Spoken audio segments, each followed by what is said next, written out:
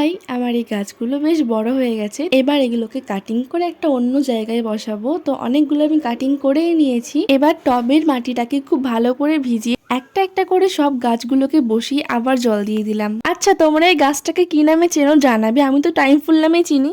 এবার চলে আসলাম রান্না করতে। তো রান্নার পরে দেখি ফ্রিজে কিছু আমলকি পড়ে আছে, তো সেগুলোকে কেটে রোদ্রে দিলাম। আর আজকে না বেশ গরম। আর এদিকে দেখো হনুমান নাকচম্পা গাছটাকে ভেঙে একদম কি করে ফেলেছে। এখন তো দেখছি ভাঙা গাছটা থেকেও শাখা বেরোচ্ছে। যাক, ভালোই হলো, দুটো হয়ে গেল না। আর এদিকে আমরা বেরিয়ে পড়েছি স্নান করতে যাওয়ার জন্য গঙ্গাতে, কারণ আজকে না বেশ গরম পড়েছে। তো গিয়ে আমার স্নানও হয়ে গেল। আর এই যে গাড়ির চাবিটা দেখছো না, এটা আজকে জলে পড়ে গেছিল, ভাগ্যিস পেয়েছি, না হলে আর বাড়ি ফিরতে হতো না। যাই হোক, বেরিয়ে পড়েছি আর বাড়ির জন্য নিয়ে নিয়েছি জল, কারণ এই জলগুলো বাড়ির পুজোর জন্য লাগে। তাই এসেই ছাদে গিয়ে দেখি আমলকিগুলো প্রায় শুকিয়ে এসেছে। এদিকে আজ দুপুরে কি করেছি জানো, পাশের বাড়ি থেকে এই বেলি ফুলের ডালটা চুরি করে এনেছি। তারপর সন্ধ্যাবেলা বেরিয়ে পড়লাম ঘুরতে যাওয়ার জন্য। গেছিলাম গঙ্গার ধারে, কিন্তু অন্ধকার থাকায় আর কোনো ভিডিও করতে পারিনি। আর ঘুরে বেড়াতে আমার খুব ভালো লাগে। আর বাড়ি ফেরার সময় নিয়ে নিয়েছি কিছু খাবার। তো বাড়ি এসে আমরা বাড়ির সবাই রাত্রে এগুলো দিয়ে ডিনারটা সেরে ফেললাম। ব্যাস